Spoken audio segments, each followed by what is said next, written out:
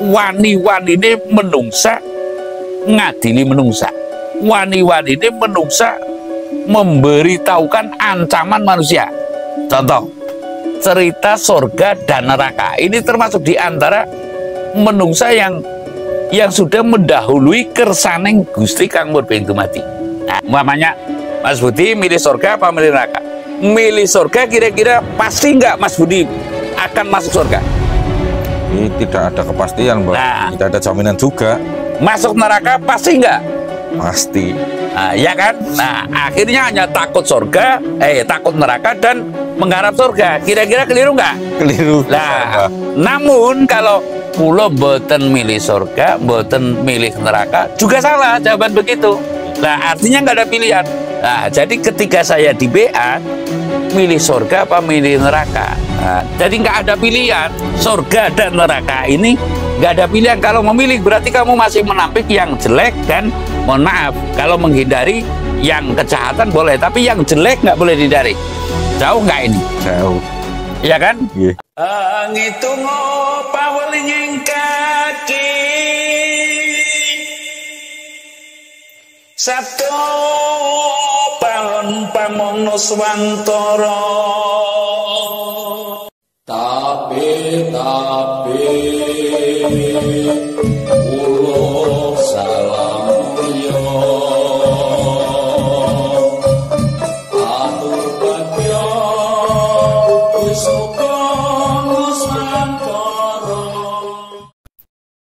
Salam mulia, Mbah. salam mulia ya Mas Fitri. Mbah, kemarin Mbah itu menjelaskan tentang kawruh kasampurnaning uripan, kasampurnaning pati. Pertanyaan saya itu, ada tidak, Mbah, ciri-ciri orang yang sudah mencapai kasampurnaning urip lan kasampurnaning pati tersebut, Mbah? Kulo pengen tahu, Mbah. Ngaten nggih. Nggih, Mbah. Oh, wilayah Jatinuhun Jatinuhun Nusantara tapi beluk salam mulia. Salam mulia, Mbah. Kalau bercerita kayak gitu itu pemahaman, Mas. Jadi kalau belum mengenal kepada kiai kejawen yang asli itu susah. Sebab kalau di sana-sana kan mungkin ustadz. Nah, kalau kiai, sebutan kiai itu kan asal katanya dari ki gitu. Akhirnya menjadi kiai lah. Kalau dalam kejawen itu ada istilah bedogol. Yang memahami urusan itu adalah bedogol. Mengapa saya bisa menguraikan sedikit? Karena saya dulu pernah ngaji kepada bedogol seperti itu. Di antaranya bedogol Kuncen Jatilawang itu kan ternama ya dulu. Namanya Kuncen Mejasari. Nah, saya dulu pernah mengkaji hal itu. Di antaranya persyaratannya ya macam-macam. Ada lawon, terutama itu lawon. Saya duduk di lawon, terus di cara istilahnya di baiat lah. Di baiat kalau ya di baiat. Mungkin kalau dalam Islam ya syahadat ya. Nah, jadi baiatnya itu syahadat. Namun kalau seperti itu, mengetahui hal yang terrahasiakan, kaitannya itu ciri-ciri orang dan sebagainya itu bisa dibaca. Namun pemahaman itu yang memahami yang saya maksud itu dirimu sendiri asli.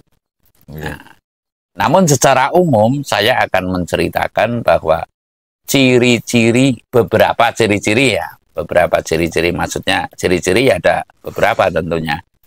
Ciri-ciri orang yang sudah sampai kepada kasampurnan. Setidaknya bahasa yang telah memasyarakat yang pernah dilantunkan oleh Presiden yang kedua Republik Indonesia. Ojo gumunan, ojo kagetan. Nah, ini ciri yang utama.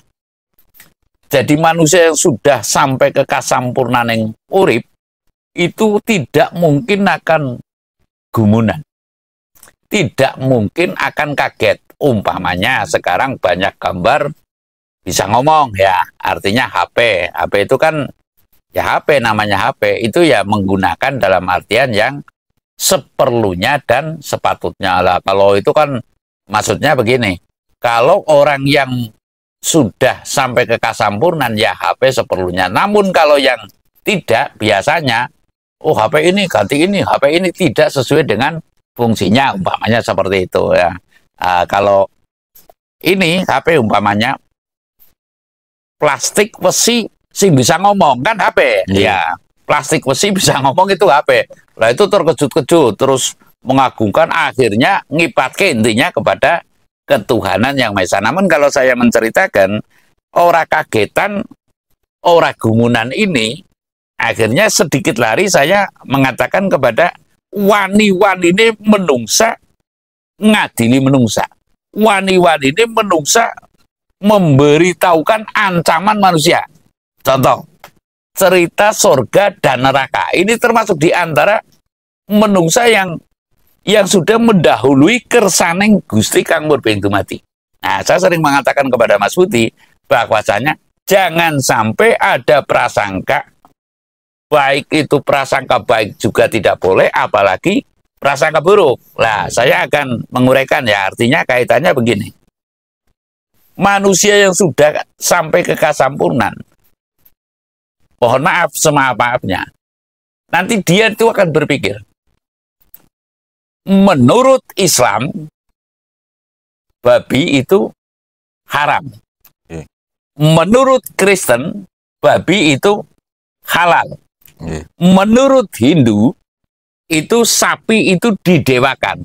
Menurut Islam, sapi dijadikan korban. Nah, dengan kata lain, akan timbul pemikiran sing bener sing di. Ya kan? Itu awal dasar. Nantinya kalau sudah sampai ke kasampurnan, ora kagetan lan ora gumunan. Tapi bukan berarti saya mengatakan tidak percaya dengan agama, enggak. Gitu loh. Namun akan timbul setidaknya pemikiran yang seperti itu. Dan lalu dia akan menahan. Apakah yang namanya korban itu harus, ibadah itu harus menyembelih jutaan nyawa gitu loh, kan seperti itu loh. Lah nanti akhirnya itu akan timbul pemikiran seperti itu, dan nanti dia akan melirik ke jalan tengah, artinya memilih ke jalan tengah. Mungkin dengan kata lain, sementara akan dinyatakan ateis ya Pak ya, yang tidak bertuhan. Wah, kalau itu kan antara yang hak dan yang batil jelas. Kamu Tuhannya apa? Mungkin mempelajari Kristen dulu, mempelajari Buddha dulu, mempelajari Hindu dulu, mempelajari Islam dulu lah. Nanti titik tengahnya, kalau boleh saya ngomong, yang namanya kawruh kasampurnaning urip lan kasampurnaning pati itu hanya ada di tanah Jawa. Nah, mengapa demikian? Karena ciri-cirinya adalah tidak membentuk agama. Nah, karena di situ sifat urip, si jenenge sukmane manusia itu ngebeki jagat, dan itu tetap satu namanya sukma kalau menurut Jawa ya. Lah kalau menurut yang lain mungkin roh. Padahal itulah sifat sukma, dan sukma itu tidak mungkin akan mengenal agama. Mohon maaf ini. Ya, artinya perlu diperhatikan. Yang namanya sukma itu tidak mengenal agama. Lalu kenalnya apa? Beribadat kalau menurut ajaran agama ya. Namun kalau menurut saya adalah mengertinya dari Tuhan saya didhawuhi untuk darmaning wajibkan sayakti. Nah, ini sebuah hal, artinya saya tidak mengatakan ciri-ciri orang yang sudah sampai ke kasampurnan tidak percaya adanya agama, enggak. Namun tidak mungkin akan gumun kepada agama, akan gumun kepada memuja yang satu dan mencela yang satu. Cara mudahnya seperti tidak mungkin akan mau memuja dan tidak mungkin akan mau mencela. Lah ini hal yang perlu diperhatikan. Lah rata-rata kalau kira-kira mohon maaf agama A, ada nggak yang tidak membanding-bandingkan dan lalu menjelekkan ke agama yang lain? Makanya guru saya ini celoteh loh, kata guru saya, anane mung memaki-maki, anane mung madani. Lah saya kaitkan lagi di situ kan, mohon maaf, anane memang ya makiyah dan madaniyah kan seperti itu. Ini mohon maaf loh kaitannya. adanya Makkiyah dan Madaniyah. Ini saya tidak mencampurkan, tapi guru saya dulu mengatakan kalau kamu masuk kepada ranah ini ya, yang disebut ajaran tertentu, baik itu A, B, C, D, itu ananimu memaki-maki dan madani. Sebab di situ prinsipnya sayalah yang paling tepat, sayalah yang paling benar. Lah kalau sudah sampai ke kasampurna, tidak mungkin akan berani mengaku benar. Sebab apa? Dununge manungsa luput, Mas. Nah, dununge manungsa luput kan ada itu kalau dalam Jawa ya. Ono kidung rumangsa ing wengi teku kayu luput ing loro. Dohno ing bilai kabeh, jin setan datan purun panelukan tenung tan wani. Mewa panggawe ula gunane manungsa luput. Lah ini pokok, jadi akan selalu merasa luput loh, bukan salah. Luput artinya yang tepat itu seperti apa, bukan yang benar seperti apa. Lah tepat apa? Porsinya tepat pada garis titis lan pepesen yang ngurip. Kalau dalam bahasa agama mungkin kiai ada makom yang ngurip. Nah ini yang pokok dimengerti itu adalah tidak mungkin akan gumunan dan akan getunan, dan lalu tidak mungkin akan memuja-muja dan mencela-cela. Nah lalu yang sudah sampai ke kasampurnan itu akan senang mawas singa sepi. Tidak mungkin akan, mohon maaf, andai kata ya bisa ditanyakan Mas Fatos. Saya kalau duduk di sini Mas Fatos itu maksimal 1 jam, maksimal ya, rata-rata itu. Bahkan saya walaupun di tempat ini dari situ ke sini belum tentu setiap hari saya duduk di sini. Bisa ditanyakan Mas Fatos, ya kan? Belum tentu orang bisa ketemu saya gitu loh, karena kalau saya sedang di sana, jangan coba mengetuk. Walaupun saya sedang sendiri, walaupun kalau saya sendiri itu lebih, ya mohon maaf, kalau itu kan saya steril ya. Sampai 3 hari, saya tidak duduk sama sekali di sini. Duduk saja enggak, padahal ini kan jaraknya hanya 20 meter, ya kan? Enggak ada malah, paling 10 meter lah. Artinya, mawas singa sepi. Mawas singa sepi ini adalah menggali dirinya sendiri, merenungi, mengintrospeksi lah secara mudah bahwasanya apakah saya sudah tepat. Nah, sebab kategori orang yang beriman itu adalah berawal dari keheningan, mawas singa sepi atau penghayatan. Nah, sekarang kan banyak ayat namun tidak ada hayat. Lah, kalau sudah banyak ayat ya hanya ngoyoti itu ya banyak ayat ya. Ya menurut ini.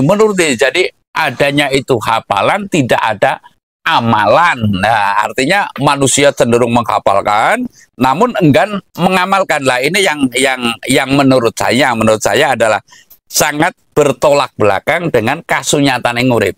Lah, ketika manusia masih mengagungkan yang satu dan melemahkan yang satu atau mencela dan memuja, ini adalah ciri-ciri orang yang sama sekali tidak mau mengenal kepada kasampurnaan. Lah, manakala sudah tidak mengenal kekasampurnaan, niscaya tidak mungkin akan mendapatkan sampurna yang urip dan sampurna yang pati. Jadi ciri-ciri yang utama adalah ora gumunan, tidak memuja dan tidak mencela, dan lalu senang mawas singa sepi. Lah, namun apapun alasannya, guru tuduh ini sangat diperlukan. Nah, sebab kalau sudah sampai ke tahapan itu, yang namanya ma'rifatullah itu apa sih? Lah, ma'rifatullah kalau saya ngomong ya, itu diantaranya mimpi itu adalah mimpi apa saja.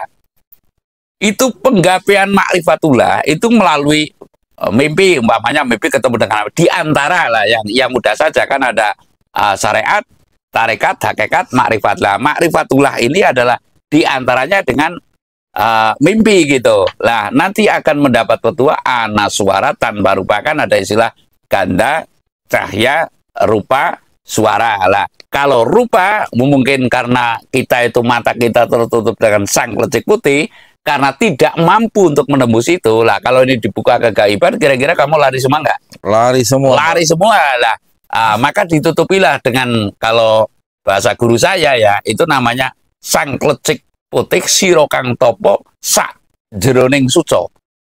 Ingsun arsa weruk sira metuwa, ingsun arsa weruk gandarwa, umpamanya ya bisa tahu tuh betul umpamanya begitu loh.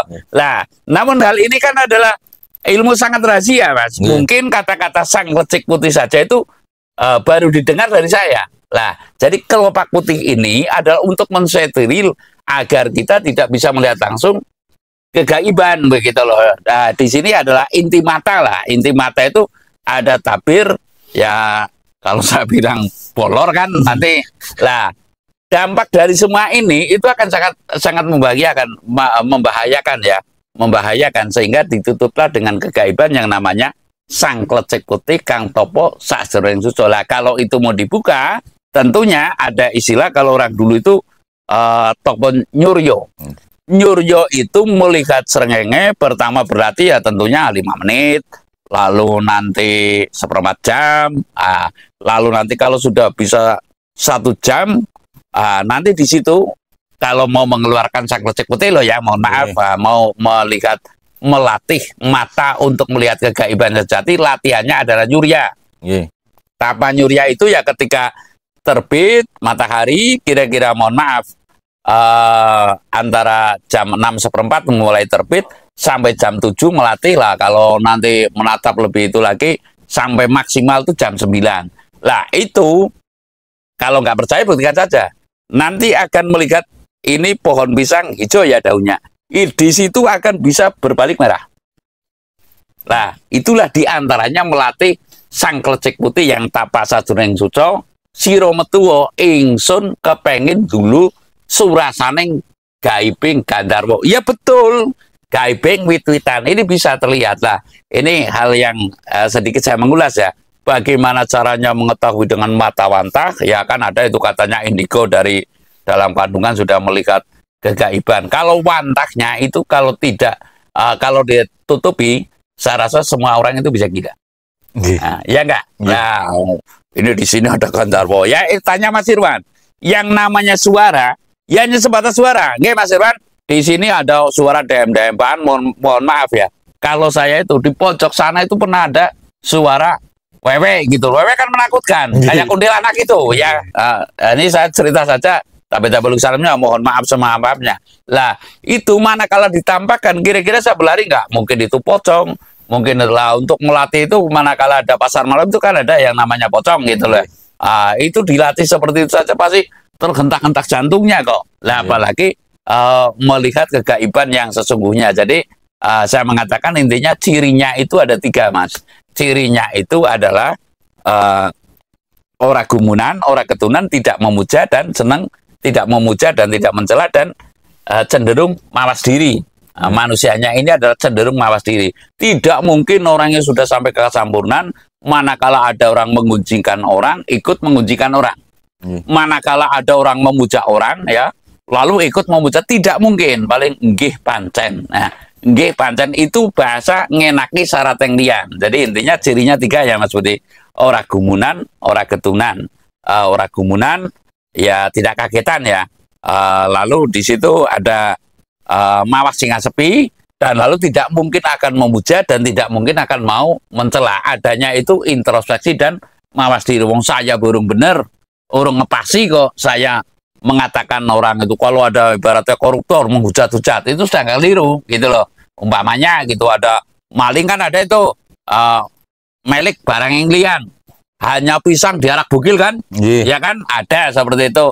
Lah itu tidak mungkin akan melakukan seperti itu karena ulah rasulnya sudah memadai. Jadi intinya ya seperti itu cirinya itu ora gumunan ora ketunan, lalu tidak memuja dan tidak mencela, dan lalu senang mawas singa sepi. Ini 3 saja ini saya rasa sudah cukup untuk memahami orang yang sampai ke kasampurnan dan belum sampai ke kasampurnan begitu. Kalau masih memuja-muja berarti itu belum sampai ke kasampurnan. Saya rasa begitu.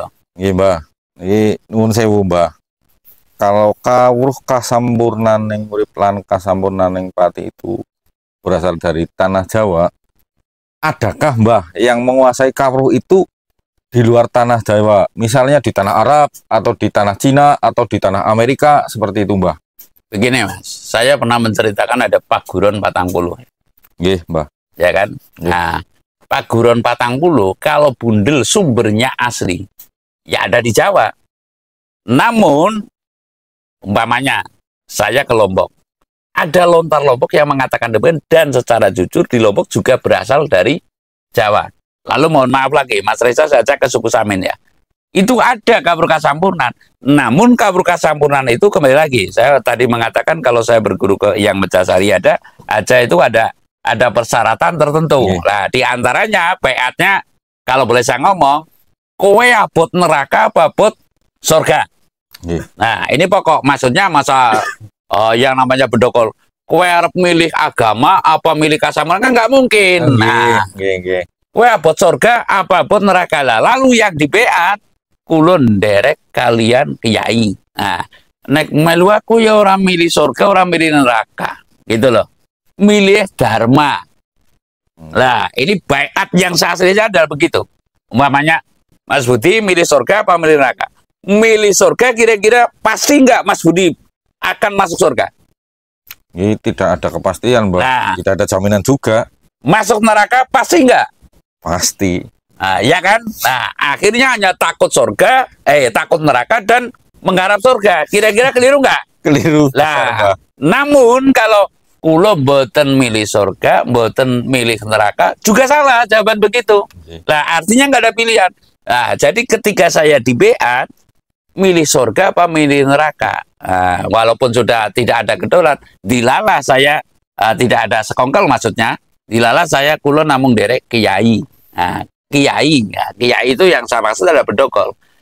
Nek melu aku ya tidak milih neraka dan tidak milih surga. Saya milih dharma. Jadi nggak ada pilihan. Surga dan neraka ini nggak ada pilihan. Kalau memilih berarti kamu masih menampik yang jelek dan mohon maaf kalau menghindari yang kejahatan boleh, tapi yang jelek nggak boleh dihindari. Jauh nggak ini? Jauh. Ya kan? Pemahaman ini. Kalau kejahatan wajib dihindari. Namun kalau yang jelek tidak harus dihindari. Udahnya panjang kan? Panjang sekali itu, Mbak. Iya nggak? Nah, makanya kalau belum bisa memisahkannya seperti ini, yang jahat harus dihindari. Namun yang jelek tidak boleh dihindari. Yang saya maksud, sumber itu pasti ada pacarannya. Sumur mesti ada pacarannya. Paham nggak? Paham. Nah, ketika sumur ada pacarannya, itu berarti bukan sumur. Benar nggak? Lah, maksudnya saya mengatakan seperti ini, saya sama sekali tidak membandingkan kasampurnan dengan agama, saya menjelekkan agama, enggak. Cuma inilah kasus nyatanya. Budi, kamu milih neraka apa milih surga? Bingung kan? Kulo mboten milih neraka, jawab seperti itu keliru. Kulo namung derek mawon, artinya derek dharmane ngurip. Dharmane ngurip kang sejati lah. Itu yang pokok Mas Budi. Artinya tidak ada pilihan lain kecuali adalah yang demikian begitu. Jadi intinya saya mengatakan di sini ciri-cirinya manusia yang sudah sampai ke kasampurnan itu ya ora kagetan, ora gumunan. Lalu di situ tidak akan memuja dan tidak akan mencela. Tidak kayak tetangga saya namanya Mas Adi itu hanya mencela-cela ya kan dan memuja-muja kan kalau ada orang kaya itu enggak kayak Patos itu kaya raya mobilnya banyak umpamanya. Terus kalau Patos nanti itu dasar maling lah, ngomong maling saja kan dosa ya kan umpamanya seperti itu. Wah, kalau saya jan wong kok milik bandan yang lian beda nggak mengatakan maling kasar kan, tapi kalau aja cokan milik bandan yang lian kan halus. Jadi bahasanya itu sudah bahasa rasa. Itu yang saya maksud Mas Budi. Intinya di sini adalah ciri-cirinya adalah yang saya katakan itu. Mbah, matur nembah nuwun Mbah, ureane Mbah, penjelasannya Mbah itu sangat begitu gamblang buat diri saya Mbah. Salam mulia Mbah. Salam mulia.